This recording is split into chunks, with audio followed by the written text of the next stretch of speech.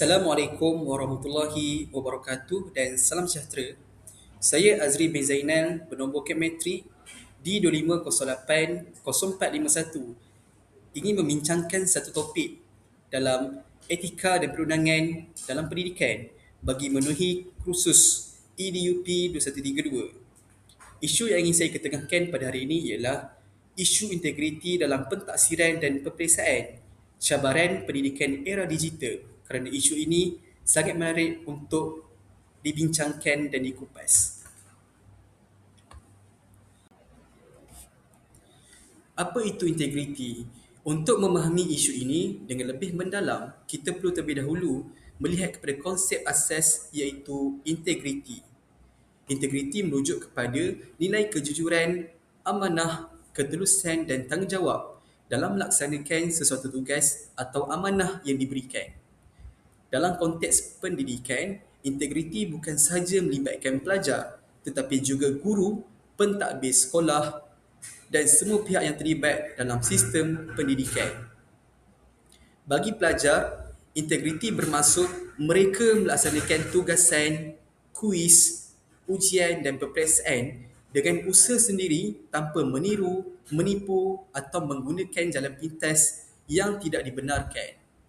Manakala bagi guru, integriti bermaksud melaksanakan pentaksiran secara adil, telus dan berdasarkan prestasi sebenar pelajar tanpa dipengaruhi oleh faktor luar seperti hubungan peribadi atau tekanan pihak tertentu. Jika kita lihat secara lebih mendalam, integriti dalam pendidikan sebenarnya berkait rapat dengan pembentukan sasiah. Pendidikan bukan sekadar bertujuan melahirkan pelajar yang cemerlang dalam peperiksaan, tetapi melahirkan insan yang jujur dan bertanggungjawab dalam kehidupan. Sebagai contoh, yang mudah, bayangkan dua orang pelajar mengambil peperiksaan yang sama. Pelajar A belajar bersungguh-sungguh selama beberapa minggu, membuat ulang kaji dan juga latihan. Manakala pelajar B tidak bersedia dengan baik tetapi memilih untuk meniru jawapan semasa peperiksaan. Jika kedua-duanya memperoleh keputusan yang sama, maka jelas berlaku ketidakadilan terhadap pelajar yang berusaha dengan jujur. Situasi ini menunjukkan bahawa tanpa integriti, sistem pentaksiran akan kehilangan nilai sebenar kerana keputusan yang diperoleh tidak lagi mencerminkan kemampuan sebenar seseorang individu.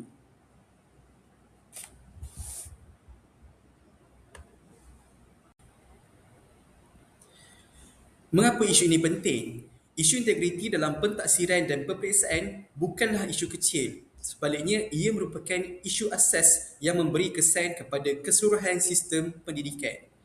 Hal ini kerana keputusan pentaksiran digunakan sebagai kayu ukur utama dalam menentukan masa depan pelajar, termasuklah kemasukan ke universiti, peluang beasiswa dan juga kerjaya pada masa hadapan. Oleh itu, setiap markah yang diberikan sepatutnya benar-benar mencerminkan tahap penguasaan sebenar pelajar. Namun, apabila berlaku penipuan atau manipulasi, keadilan dalam sistem pendidikan akan terjejas. Pelajar yang tidak melayak mungkin mendapat peluang yang lebih baik, manakala pelajar yang benar-benar berusaha mungkin terpinggir. Sebagai contoh, dalam permohonan beasiswa, dua calon mungkin memperoleh keputusan yang sama, iaitu cemerlang. Tetapi, jika salah seorang memperoleh keputusan tersebut melalui penipuan akademik, maka peluang yang sepatutnya diberikan kepada calon yang jujur telah dirampas secara tidak adil. Dari sudut yang lebih luas, isu ini juga memberi kesan kepada pembangunan negara.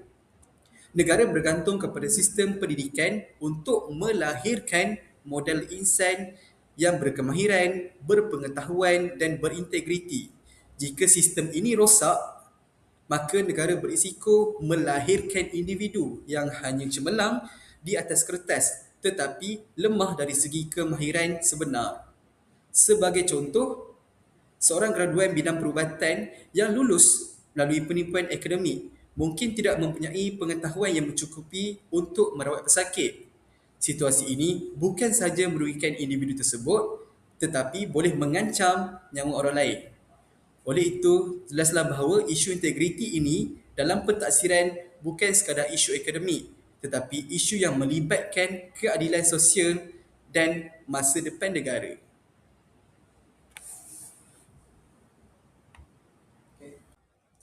Okey, seterusnya kita akan masuk tentang penyalahgunaan AI dalam tugasan. Dalam era digital hari ini, penggunaan teknologi kecerdasan buatan atau Artificial Intelligence (AI) dalam pendidikan semakin meluas dan tidak dapat dielakkan. Sebenarnya, penggunaan AI seperti ChatGPT, Gemini, Copilot mempunyai potensi yang sangat besar dalam membantu proses pembelajaran. Ia boleh digunakan untuk menjelaskan konsep yang sukar, memberikan idea awal dan membantu pelajar memahami sesuatu topik dengan lebih tepat. Sebagai contoh, ia membantu pelajar menjelaskan konsep yang sukar difahami. Sebagai contoh, konsep tentang geomorfologi dalam geografi, konsep nasionalisme dalam pendidikan sejarah. Jadi melalui AI ini, murid dapat memahami apa itu konsep-konsep yang perlu dipelajari dalam topik ataupun subtopik dalam suatu mata pelajaran.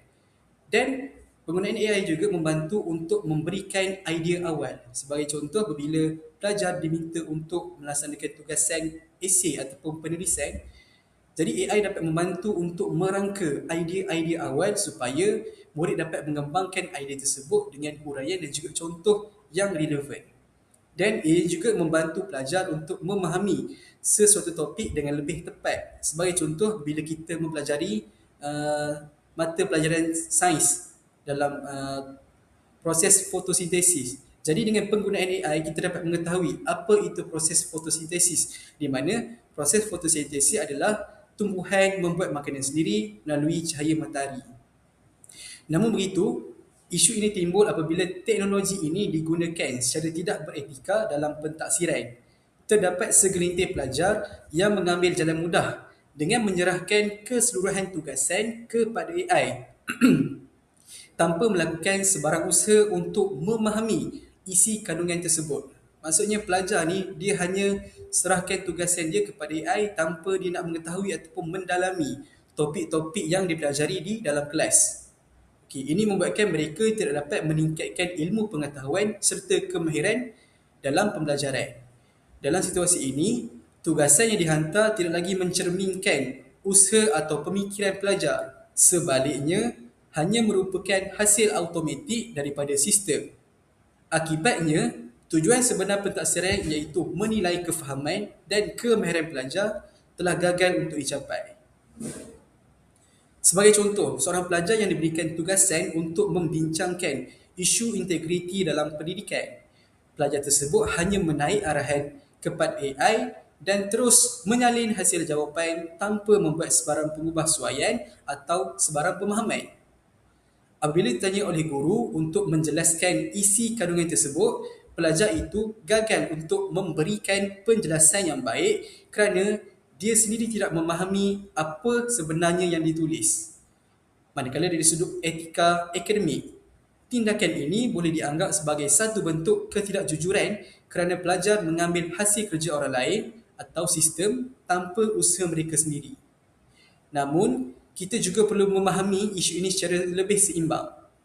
Masalah utama bukanlah pada teknologi AI itu sendiri, tetapi bagaimana cara untuk kita menggunakannya, memanfaatkannya. Jika AI digunakan sebagai alat sokongan untuk menjana idea, memperbaiki penulisan atau membantu pemahaman, maka ia masih berada dalam lingkungan etika pembelajaran. Maksudnya, kita bukanlah menolak penggunaan AI ini semata-mata. Kita boleh menggunakan AI. Tapi dalam masa yang sama, kita perlu ada usaha, kita perlu ada idea sendiri, hujah yang sendiri, dibantu oleh AI supaya kita punya hasil kerja tu memuaskan dan dapat mewujudkan hasil kerja yang sangat baik. Sebaliknya, jika AI digunakan untuk menggantikan sepenuhnya proses pembelajaran, maka ia telah menjejaskan matlamat pendidikan itu sendiri. Sebab apa? Sebab kita pergi sekolah ni adalah untuk kita tingkatkan ilmu, untuk kita tingkatkan kemahiran, untuk meningkatkan komunikasi dan sebagainya. Tapi kalau kita terlalu bergantung sepenuhnya kepada AI, jadi matlamat pendidikan yang ingin kita capai itu tidak akan tercapai. Oleh itu, pihak guru atau institusi pendidikan termasuklah PPD, JPN ataupun KPM sendiri perlu memainkan peranan yang sangat penting dalam memberi garis panduan yang jelas tentang penggunaan AI di samping mendidik pelajar untuk menggunakan teknologi secara beretika, bertanggungjawab dan berintegriti. Maksudnya semua pihak ni daripada guru, daripada kaki tangan sekolah dan juga daripada uh, pihak kementerian sendiri perlu memainkan peranan yang penting untuk menyediakan garis panduan supaya guru dan pelajar dapat menggunakan teknologi ini secara beretika, bukanlah menggunakan teknologi ini secara membuta tuli dan sebagainya. Okey, kita tengok kesan penyalahgunaan AI. Apabila penggunaan AI dalam tugasan tidak dikawal, kesannya bukan sahaja kepada individu pelajar tetapi juga kepada keseluruhan proses pembelajaran. Yang pertama, pelajar akan kehilangan kemahiran berfikir secara kritis. Ini kerana mereka tidak lagi berusaha untuk menganalisis, menyusun idea atau membina hujah sendiri. Semua kerja dilakukan oleh sistem AI. Maksudnya, pelajar ni dia tak menggunakan idea untuk berfikir, tidak menggunakan komunikasi untuk mencari maklumat dan sebagainya. Dia hanya bergantung kepada AI secara sepenuhnya. Jadi membuatkan mereka tidak dapat buat analisis, tak dapat menyusun idea, mengembangkan idea dan mencari huraian dan juga contoh yang relevan untuk dimasukkan dalam tugasan pembelajaran. Sebagai contoh, jika setiap tugasan esei hanya disiapkan menggunakan AI, pelajar akan kelihatan cemerlang dari segi markah. Tetapi apabila diminta untuk bercakap atau menjelaskan isi tersebut, mereka tidak mampu untuk menghuraikan dengan baik. Yang kedua, pelajar menjadi terlalu bergantung kepada teknologi. Dalam jangka masa yang panjang, ini akan melemahkan keyakinan diri dan keupayaan menyelesaikan masalah secara kendiri. Yang ketiga, guru juga menghadapi kesukaran untuk menilai tahap sebenar pelajar kerana hasil kerja yang diterima tidak menggambarkan kemampuan sebenar. Kerana apa? Kerana murid menyiapkan tugasan menggunakan AI. Murid tidak menggunakan idea mereka sendiri, tidak menggunakan ilmu pengetahuan mereka sendiri, tidak mengaplikasikan ilmu pengetahuan mereka dalam tugasan yang diberikan oleh guru. Jadi cikgu ni dia menghadapi kesukaran untuk dinilai tak sebenar sebab kalau dia tengok dari segi markah, murid faham, tapi bila suruh dilakukan secara praktikal, murid tak dapat melakukan dengan baik dan akhirnya sistem pendidikan akan kehilangan fungsi utamanya iaitu membentuk kefahaman dan bukan sekadar menghasilkan jawapan. Okey, seterusnya kita masuk penipuan dalam peperiksaan. Okey, isu penipuan dalam peperiksaan ini sangat selalu berlaku dan hangat diperkatakan pada masa dulu hinggalah kini. Okey, kerana selain penggunaan AI, isu integriti yang masih berlaku sejak dahulu ialah penipuan dalam peperiksaan. Penipuan ini boleh berlaku dalam pelbagai bentuk. Antaranya ialah meniru jawapan rakan, membawa nota kecil ke dalam dewan peperiksaan, menggunakan telefon pintar secara rahsia atau berkongsi jawapan melalui isyarat tertentu. Okey. Banyak cara yang dilakukan oleh murid ataupun pelajar ini untuk meniru dalam peperiksaan. Ada yang meminta jawapan rakan dengan memberikan kertas mereka kepada orang lain ataupun menunjukkan jawapan mereka kepada orang lain. Ada juga yang membawa nota kecil. Ada yang diselitkan di saku, ada yang diselitkan di bawah meja dan sebagainya. Dan ada juga yang menggunakan telefon pintar secara rahsia, tanpa diketahui oleh guru. Jadi perkara inilah yang perlu diberi penegasan oleh pihak sekolah supaya kita dapat menangani isu penipuan dalam peperiksaan. Dan dalam masa yang sama juga ada murid ni berkongsi jawapan melalui isyarat tertentu. Sebagai contoh, kebiasaannya soalan objektif. Ada yang melakukan isyarat tertentu untuk menunjukkan jawapan A, B, C atau D. Walaupun ia kelihatan seperti perkara kecil, hakikatnya ia memberikan kesan besar kepada keadilan dalam sistem pentaksiran. Sebagai contoh, bayangkan dua orang pelajar. Pelajar pertama belajar bersungguh-sungguh, membuat latihan, menyiapkan kerja sekolah dan sebagainya selama berminggu-minggu, dan ada pula pelajar kedua yang tidak membuat persediaan. Dia hanya meniru di dalam peperiksaan. Jika kedua-duanya memperoleh markah yang sama dalam peperiksaan, ini jelaslah berlaku ketidakadilan. Dan situasi ini juga boleh menimbulkan rasa tidak puas hati dalam kalangan pelajar yang jujur dan seterusnya menjejaskan motivasi mereka untuk terus berusaha. Isu yang seterusnya iaitu faktor penipuan. Terdapat beberapa faktor yang menyebabkan berlakunya penipuan dalam peperiksaan. Yang pertama ialah tekanan akademik. Ramai pelajar yang merasakan mereka perlu memperoleh keputusan yang cemerlang, mendapat straight A, mendapat lulus dalam peperiksaan dan sebagainya untuk memenuhi harapan ibu bapa atau untuk bersaing dengan rakan sebaya. Okey, kerana ada sesetengah ibu bapa yang menjanjikan hadiah yang lumayan kepada murid sekiranya mereka berjaya lulus dan mendapat straight A dalam peperiksaan. Dan juga ada juga pelajar yang ingin bersaing dengan rakan sebaya mereka untuk menunjukkan result siapa yang paling bagus, result siapa yang paling tinggi. Jadi disebabkan oleh tekanan akademik inilah ada pelajar yang melakukan penipuan dalam peperiksaan. Yang kedua ialah sikap pelajar itu sendiri, yang mana pelajar ini lebih mementingkan keputusan berbanding proses pembelajaran. Maksudnya dalam matlamat pelajar itu adalah untuk dapat keputusan yang cemerlang sahaja.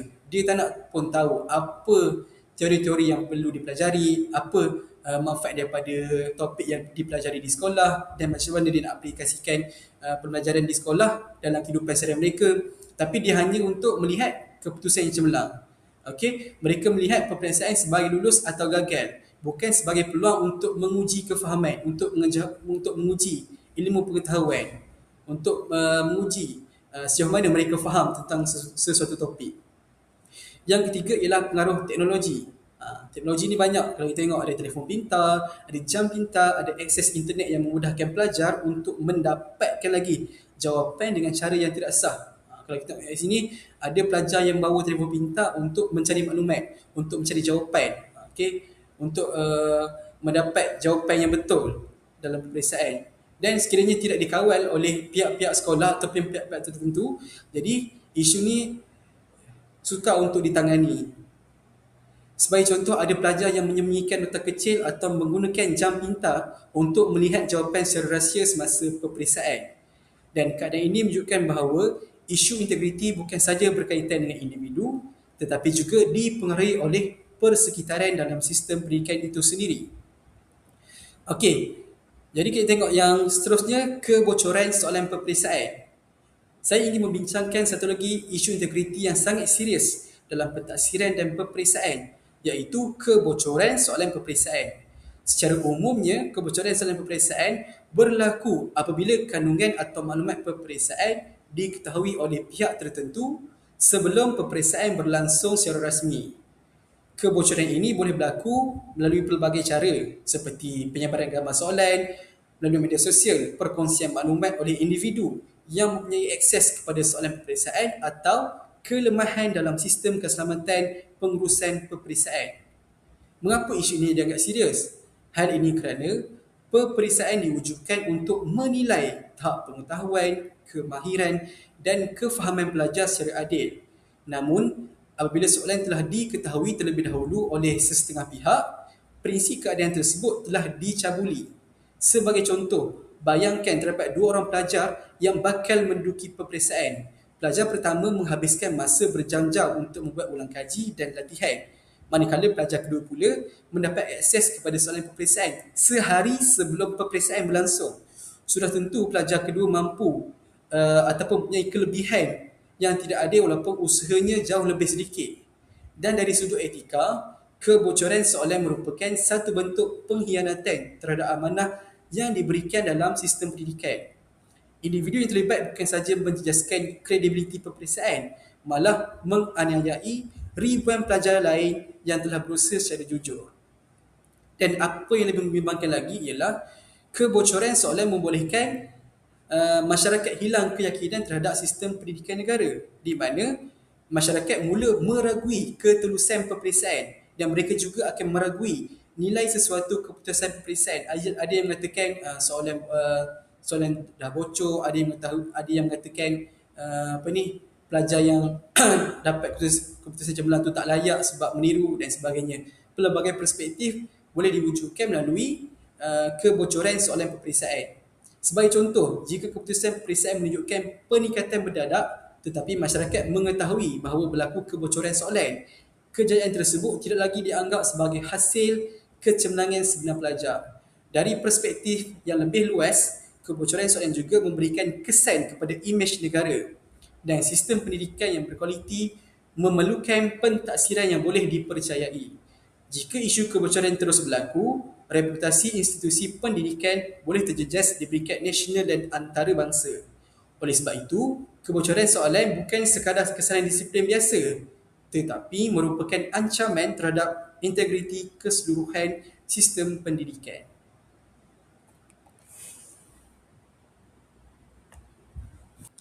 Okey, kita akan tengok kesan kepada pelajar. Apabila integriti dalam pentaksiran dan peperiksaan terjejas, pihak yang menerima kesan secara langsung ialah pelajar itu sendiri. Ramai beranggapan bahawa pelajar yang menipu akan mendapat manfaat kerana memperoleh markah yang tinggi. Namun, jika dilihat dalam jangka panjang, mereka sebenarnya adalah pihak yang paling rugi. Kesan yang pertama ialah pelajar gagal untuk menguasai ilmu pengetahuan dan kemahiran yang sepatutnya dipelajari. Apabila seseorang pelajar meniru atau terlalu bergantung kepada bantuan luar, dia mungkin memperoleh keputusan yang baik tetapi tidak benar-benar memahami kandungan pembelajaran tersebut. Sebagai contoh, seorang pelajar memperoleh grade A dalam matematik melalui penipuan. Walau bagaimanapun, apabila memasuki universiti, dia menghadapi kesukaran kerana tidak menguasai konsep asas matematik yang diperlukan untuk memahami topik yang lebih kompleks. Kesan yang kedua ialah pelajar kehilangan keyakinan terhadap kebolehan diri sendiri. Apabila mereka sentiasa bergantung kepada penipuan atau bantuan luar, mereka tidak yakin bahawa mereka mampu berjaya melalui usaha sendiri. Kesan yang ketiga ialah pembentukan sasiah yang negatif. Pendidikan bukan hanya bertujuan untuk melahirkan individu yang cemerlang dari segi akademik, tetapi juga individu yang mempunyai nilai moral yang sangat baik. Jika budaya menipu dibiasakan sejak di bangku sekolah, pelajar mungkin menganggap bahawa penipuan merupakan cara yang boleh diterima untuk mencapai kejayaan. Sebagai contoh, seseorang pelajar yang terbiasa meniru dalam peperiksaan mungkin akan membawa sikap negatif ini ke dalam alam pekerjaan. Dia mungkin memalsukan laporan, menipu pelanggan atau menyalahgunakan kuasa apabila memegang jawatan penting pada masa hadapan. Dari sudut psikologi pula, pelajar yang menipu sering hidup dalam keadaan tertekan kerana sentiasa bimbang perbuatan mereka itu akan diketahui oleh orang lain. Ini boleh menjejaskan kesejahteraan emosi dan mental mereka dalam kehidupan seharian. Oleh itu, walaupun penipuan mungkin memberikan keuntungan sementara dalam bentuk markah yang tinggi, kesannya dalam jangka masa yang panjang jauh lebih besar dan merugikan pelajar itu sendiri. Jadi inilah kesan dan juga akibat kepada pelajar sekiranya tidak telus dalam pentaksiran dan juga peperiksaan. Dan tidak mengamalkan integriti yang sebenar dalam diri mereka. Kita lihat pula kesan kepada guru. Selain pelajar, guru juga merupakan pihak yang menerima kesan besar akibat masalah integriti dalam pentaksiran dan peperiksaan. Sebagai seorang pendidik, guru dia menggunakan pentaksiran untuk mengenal pasti, untuk mengetahui tahap penguasaan murid. Maklumat ini penting kerana ia membantu guru untuk merancang strategi pengajaran yang sesuai dengan keperluan murid. Maksudnya ada strategi pengajaran mungkin dari segi auditory, dari segi kinestetik dan juga dari segi visual. Tetapi dia berlakunya kesukaran untuk dia merancang strategi pengajaran jika tidak telus dalam proses pentaksiran. Jadi sekiranya berlaku penipuan atau ketidakjujuran dalam pentaksiran, keputusan yang diperoleh tidak lagi mencerminkan kemampuan sebenar murid. Akibatnya, guru akan membuat keputusan berdasarkan maklumat yang tidak tepat. Sebagai contoh, seorang guru mungkin mendapati bahawa kebanyakan murid memperoleh markah tinggi dalam ujian. Guru tersebut menganggap murid telah menguasai topik yang diajar lalu meneruskan pengajaran ke topik baru dan topik yang seterusnya. Namun hakikatnya sebahagian murid memperoleh markah tinggi kerana meniru atau menggunakan bantuan yang tidak dibenarkan. Dan keadaan ini akan menyebabkan guru gagal secara total untuk mengesan kelemahan sebenar murid dan akhirnya objektif pembelajaran tidak dapat dicapai sepenuhnya. Selain itu, isu integriti juga boleh menjejaskan profesionalisme guru. Dalam sesetengah keadaan, guru mungkin berdepan tekanan daripada pelbagai pihak untuk memastikan keputusan peperiksaan sekolah sentiasa cemerlang. Okey, ada yang menginginkan pelajar mendapat tahap penguasaan yang minimum, sebagai contoh tahap penguasaan 4, 5 dan juga 6. Okey, dan ini boleh menjejaskan kredibiliti seorang guru kerana dia terpaksa untuk menipu markah yang sepatutnya dapat oleh pelajar tapi ditipu dengan memberi markah yang lebih tinggi. Okey, sebagai contoh, terdapat situasi di mana sesetengah pihak lebih mementingkan peratus kelulusan berbanding pencapaian sebenar murid. Tekanan seperti inilah yang boleh mewujudkan konflik etika kepada guru kerana mereka perlu memilih antara menjaga integriti profesional atau memenuhi kehendak tertentu. Dan apa yang lebih membimbangkan lagi ialah jika masyarakat mula meragui keterusan pentaksiran, meragui keterusan peperiksaan SPM, pentaksiran bilik darjah dan juga peperiksaan yang besar, jadi kepercayaan terhadap profesion perguruan juga boleh terjejas dan guru merupakan individu yang diamanahkan untuk mendidik generasi pada masa hadapan. Oleh itu, sebarang isu yang melibatkan integriti dalam pentaksiran secara tidak langsung akan beri kesan kepada imej dan kredibiliti profesion perguruan. Okey, justru itu, menjaga integriti dalam pentaksiran bukan saja penting untuk memastikan keadilan kepada murid tetapi juga penting bagi memelihara profesionalisme dan maruah profesion keguruan. Okey, seterusnya kita lihat kesan kepada negara. Okey, isu integriti dalam pentaksiran dan juga peperiksaan kepada negara. Okey, kita akan membincangkan kesan isu integriti dalam pentaksiran ini. Walaupun kita tengok isu ini sering dianggap sebagai masalah individu atau sekolah, hakikatnya kesan tersebut jauh lebih besar kerana ia turut melibatkan pembangunan modal insan dan masa depan negara. Yang pertama, melahirkan modal insan yang tidak berkualiti. Kesan paling utama ialah negara berisiko melahirkan tenaga kerja yang tidak mempunyai pengetahuan dan kemahiran sebenar. Apabila pelajar memperoleh keputusan yang cemerlang melalui penipuan, manipulasi atau ketidakjujuran akademik, mereka mungkin berjaya memasuki universiti dan seterusnya memperoleh pekerjaan. Tapi mereka sebenarnya tidak menguasai ilmu yang diperlukan. Sebagai contoh, seorang jurutera yang lulus peperiksaan melalui penipuan mungkin tidak mempunyai kemahiran teknikal yang cukupi untuk mengendalikan projek pembinaan. Kesilapan yang dilakukan boleh menyebabkan berlakunya kerugian besar atau membahayakan keselamatan orang ramai. Dan keadaan ini menunjukkan bahawa integriti dalam pendidikan bukan sekadar soal markah tetapi ianya berkait rapat dengan kualiti sumber manusia dan juga negara. Okey, yang kedua, dia boleh menjejaskan daya saing negara. Kerana apa? Dalam era globalisasi ini, sesebuah negara perlu mempunyai tenaga kerja yang kompeten, kreatif dan berkemahiran tinggi untuk bersaing dengan negara-negara yang lain. Okey, namun jika sistem pendidikan menghasilkan graduan yang hanya cemerlang di atas kertas tetapi lemah dari segi kemahiran sebenar, daya saing negara akan merosot. Okey, sebagai contoh, syarikat antarabangsa yang ingin melabur di Malaysia memerlukan pekerja yang benar-benar berkebolehan. Jika graduan tempatan tidak memenuhi keperluan industri, pelabur mungkin memilih negara lain yang mempunyai tenaga kerja yang lebih berkualiti dan juga berkemahiran. Akhirnya, peluang pekerjaan dan juga pertumbuhan ekonomi negara akan terjejas. Okey, yang ketiga iaitu menjejaskan reputasi sistem pendidikan negara. Sistem pendidikan yang baik mestilah mempunyai pentaksiran yang telus, adil dan boleh dipercayai. Jika kes penipuan peperiksaan, kebocoran soalan atau manipulasi markah yang sering berlaku, masyarakat akan mula meragui kredibiliti sistem pendidikan negara. Okey, sebagai contoh, apabila timbul isu kebocoran soalan peperiksaan, ramai pihak akan mempersoalkan sama ada keputusan peperiksaan tersebut benar-benar mencerminkan kebolehan pelajar atau sebaliknya. Keadaan ini boleh menjejaskan keyakinan ibu bapa, majikan institusi pendidikan terhadap nilai CJ yang telah dikeluarkan kepada pelajar ataupun graduan. Dan apa yang lebih membimbangkan lagi ialah di mana reputasi pendidikan negara di peringkat antarabangsa juga boleh terjejas.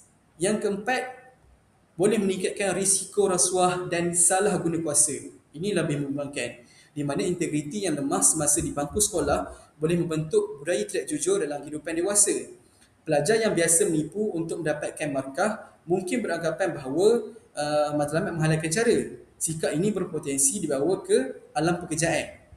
Sebagai contoh, seseorang yang terbiasa dengan penipuan akademik mungkin lebih cenderung menerima rasuah, memalsukan dokumen atau menyalahgunakan kuasa apabila memegang jawatan-jawatan yang penting.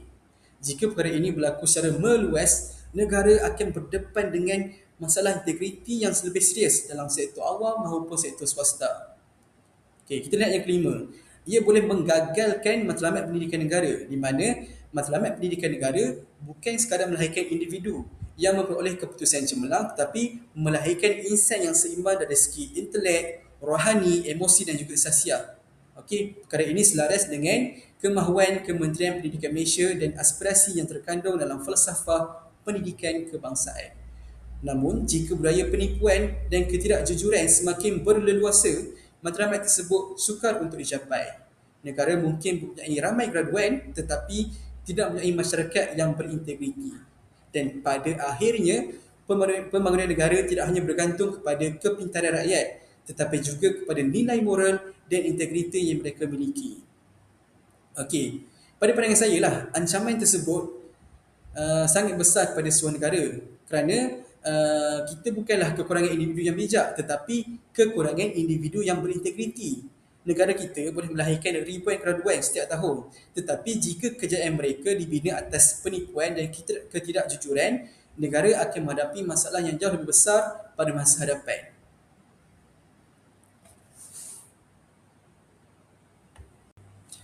Okey, kita akan melihat tentang aspek etika dan juga perundangan. Saya akan membincangkan isu integriti dalam pentaksiran dan peperiksaan dari perspektif etika dan perundangan pendidikan. Dari sudut etika, integriti merupakan nilai asas yang perlu diamalkan oleh setiap individu dalam sistem pendidikan. Nilai seperti kejujuran, amanah, tanggungjawab dan keadilan perlu menjadi pegangan sama ada kepada pelajar maupun guru itu sendiri. Bagi pelajar, etika dalam pentaksiran bermaksud mereka melaksanakan tugasan, ujian dan peperiksaan dengan usaha sendiri tanpa meniru, memplagiat atau menggunakan bantuan yang tidak dibenarkan. Pelajar perlu memahami bahawa tujuan sebenar pentaksiran adalah untuk menilai tahap penguasaan mereka terhadap sesuatu pembelajaran dan bukannya semata-mata untuk mendapatkan markah yang tinggi. Sebagai contoh, apabila seorang pelajar menggunakan AI untuk menghasilkan keseluruhan tugasan tanpa membuat sebarang usaha memahami isi kandungan tersebut, tindakan itu mungkin membolehkannya memperoleh markah yang baik. Namun dari sudut etika, tindakan tersebut tidak mencerminkan kejujuran akademik kerana hasil yang dihantar bukanlah hasil pemikiran dan usaha mereka sendiri. Bagi guru pula, etika profesional menuntut mereka untuk melaksanakan pentaksiran secara adil, telus dan tidak berat sebelah. Guru tidak boleh memberikan markah berdasarkan hubungan peribadi, emosi atau tekanan daripada mana-mana pihak. Sebaliknya, setiap murid perlu dinilai berdasarkan prestasi sebenar mereka. Sebagai contoh, sekiranya seorang guru menaikkan markah murid tertentu hanya kerana ingin meningkatkan peratus kelulusan sekolah, tindakan tersebut jelas bertentangan dengan etika profesion perguruan. Walaupun niatnya mungkin untuk menjaga imej sekolah, namun tindakan itu menjejaskan integriti pentaksiran dan menganiayai murid lain yang berusaha secara jujur. Okey, dari sudut perundangan pula, integriti dalam pentaksiran bukan sekadar isu moral tetapi turut melibatkan pematuhan kepada peraturan dan garis panduan yang ditetapkan oleh pihak berkuasa pendidikan. Setiap institusi pendidikan mempunyai peraturan yang jelas berkaitan salah laku akademik seperti meniru, memplagiat hasil kerja orang lain, memalsukan data atau membocorkan soalan peperiksaan. Okey, pelajar yang didapati melakukan kesalahan akademik boleh dikenakan tindakan disiplin seperti amaran, pembatalan markah, penggantungan atau tindakan lain mengikut peraturan institusi masing-masing. Begitu juga dengan guru atau pegawai pendidikan yang terlibat dalam penyelewengan berkaitan peperiksaan boleh dikenakan tindakan tata tertib kerana melanggar amanah dan tanggungjawab profesional.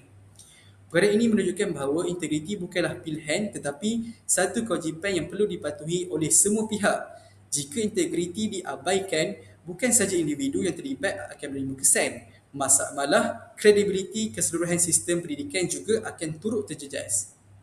Persoalannya, adakah keputusan peperiksaan yang cemerlang masih mempunyai nilai jika diperoleh melalui cara yang tidak jujur. Pada pandangan saya, kejayaan yang dicapai tanpa integriti bukanlah kejayaan yang sebenar kerana ia tidak dibina atas usaha dan kemampuan pelajar itu sendiri. Okey. Jadi, kita akan tengok cadangan penyelesaian. Selepas kita membincangkan pelbagai isu dan kesan yang timbul akibat masalah integriti dalam pentaksiran dan peperiksaan, persoalan seterusnya ialah apakah langkah-langkah yang drastik yang boleh diambil untuk menangani isu tersebut. Cadangan pertama ialah memperkukuhkan pendidikan nilai integriti sejak peringkat awal persekolahan. Nilai kejujuran, amanah dan tanggungjawab tidak boleh hanya diajar dalam bentuk teori, tetapi perlu diterapkan secara berterusan melalui aktiviti pembelajaran dan juga pembudayaan di sekolah. Sebagai contoh, guru boleh memberi penekanan kepada kepentingan usaha sendiri dalam tugasan dan memberi penghargaan kepada murid yang menunjukkan sikap jujur walaupun keputusan mereka sederhana. Dan dengan cara ini, murid akan memahami bahawa proses pembelajaran lebih penting daripada markah semata-mata. Cadangan yang kedua ialah memperbanyakkan penggunaan pentaksiran autentik, di mana pentaksiran autentik merujuk kepada kaedah penilaian yang menilai kebolehan sebenar murid melalui tugasan yang lebih praktikal dan bermakna. Antara contoh pentaksiran autentik ialah projek, kajian kes, pembentangan, portfolio dan juga tugasan berasaskan penyelesaian masalah. Kaedah ini lebih sukar untuk dimanipulasi kerana murid perlu menunjukkan kefahaman mereka secara langsung dan mempraktikkan teori tersebut secara praktikal dalam kelas. Sebagai contoh, jika murid diminta untuk membuat pembentangan berkaitan sesuatu topik, guru boleh terus menyoal dan menilai tahap pemahaman mereka. Kaedah ini lebih berkesan berbanding hanya menilai hasil tugasan tertulis yang mungkin dihasilkan oleh pihak lain atau AI. Cadangan yang ketiga ialah menyediakan garis panduan yang jelas berkaitan penggunaan teknologi dan AI dalam pendidikan. Kita perlu menerima hakikat bahawa AI merupakan sebahagian daripada dunia pendidikan masa kini dan sukar untuk dielakkan. Namun begitu, penggunaan AI perlu dikawal supaya tidak menjejaskan integriti akademik. Pelajar boleh menggunakan AI untuk mendapatkan idea, mencari maklumat atau menyemak bahasa, tetapi mereka tetap perlu untuk menghasilkan analisis, hujah dan refleksi kendiri. Cara yang keempat ialah meningkatkan kesedaran ibu bapa tentang kepentingan integriti. Kadang-kadang tekanan untuk memperoleh keputusan yang tinggi datang daripada keluarga yang terlalu menekankan pencapaian akademik. Oleh itu, ibu bapa perlu memahami bahawa kejayaan sebenar bukan hanya diukur melalui grade tetapi juga melalui pembentukan sasiah dan juga nilai moral. Cadangan terakhir ialah mewujudkan budaya integriti dalam seluruh komuniti sekolah. Integriti tidak boleh dipupuk oleh guru sahaja tetapi perlu melibatkan murid, pentadbir, ibu bapa dan juga masyarakat. Sekiranya semua pihak memainkan peranan masing-masing, budaya kejujuran dan amanah dapat diperkukuhkan dan akhirnya sistem pendidikan akan dapat melahirkan generasi yang bukan sahaja cemerlang dari segi akademik tetapi juga mempunyai integriti yang tinggi. Okey, pada pandangan saya, cabaran terbesar yang dihadapi oleh sistem pendidikan hari ini bukanlah teknologi, peperiksaan atau kecerdasan buatan. Cabaran sebenar ialah sikap dan nilai yang dimiliki oleh manusia itu sendiri. Ramai pihak menyalahkan teknologi seperti AI apabila berlaku penipuan akademik. Namun jika kita meneliti isu ini dengan lebih mendalam, teknologi hanyalah alat. Sama seperti telefon pintar atau internet. AI boleh digunakan untuk tujuan yang baik atau sebaliknya. Sebagai contoh, seorang pelajar yang mempunyai integriti tinggi akan menggunakan AI untuk mendapatkan idea awal, memahami konsep yang sukar dan juga memperbaiki penulisannya. Dan sebaliknya, pelajar yang tidak mempunyai integriti, mereka akan menggunakan AI untuk menghasilkan keseluruhan tugasan tanpa sebarang usaha. Ini menunjukkan bahawa masalah utama bukanlah AI, tapi bagaimana manusia memilih untuk menggunakannya. Selain itu, saya juga berpendapat bahawa masyarakat hari ini telah memberi penekanan kepada keputusan peperiksaan berbanding proses pembelajaran. Kita sering mengagungkan pelajar yang memperoleh keputusan cemerlang, straight A, 5A, 6A, tetapi jarang menghargai usaha, disiplin dan juga kejujuran yang ditunjukkan oleh mereka. Akibatnya, setengah pelajar mula melihat markah sebagai matlamat utama dan sanggup melakukan apa sahaja untuk mencapainya. Dalam keadaan ini, integriti menjadi perkara yang dikorbankan demi kejayaan jangka pendek. Pada khidmat saya, pendidikan hanya berjaya bukanlah pendidikan yang menghasilkan pelajar dengan bilangan A yang banyak semata-mata. Sebaliknya, pendidikan yang berjaya ialah pendidikan yang melahirkan individu yang berilmu, berkemahiran dan juga mempunyai nilai moral yang tinggi. Berikut beberapa contoh berita sebenar iaitu Malaysia dan umum yang berkaitan isu integriti dalam pentadsiran dan peperiksaan. Yang pertama iaitu dakwaan kebocoran ataupun menjual soalan SPM. Dalam beberapa tahun kebelakang ini, termasuk SPM yang terkini, tular di media sosial dakwaan bahawa soalan peperiksaan dijual atau bocor sebelum peperiksaan berlangsung. Ada pihak yang tidak bertanggungjawab menawarkan soalan bocor atau soalan ramalan hampir tepat dengan kaedah dan juga bayar tertentu.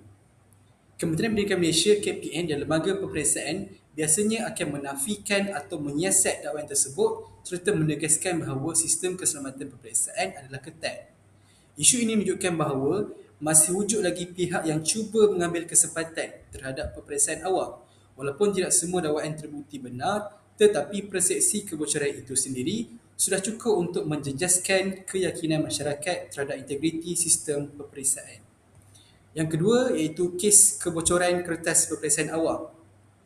Malaysia pernah berdepan beberapa kes kebocoran kertas peperiksaan UPSR, SPM ataupun kos kertas tertentu yang menyebabkan peperiksaan terpaksa ditangguhkan dan diulang semula untuk subjek tertentu. Kes ini mendapat liputan semua media sosial kerana melibatkan ribuan calon.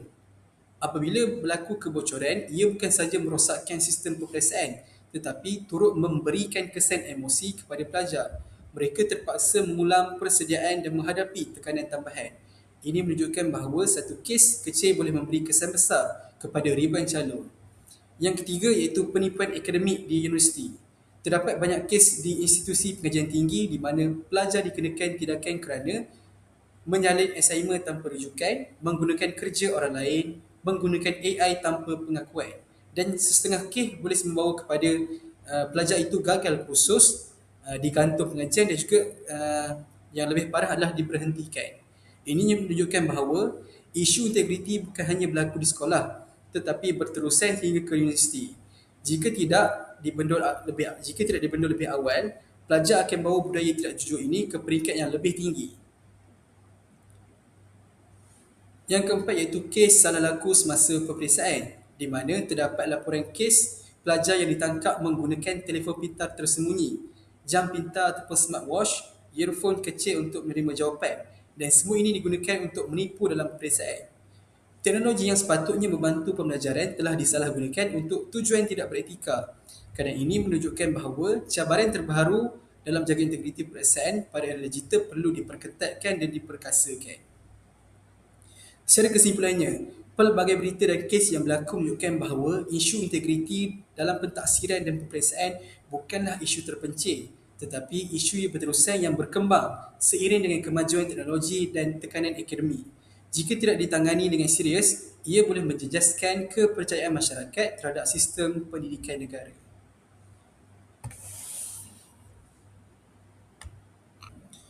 Kesimpulannya, integriti dalam pentadsiran dan peperiksaan merupakan asas kepada keadilan dalam pendidikan.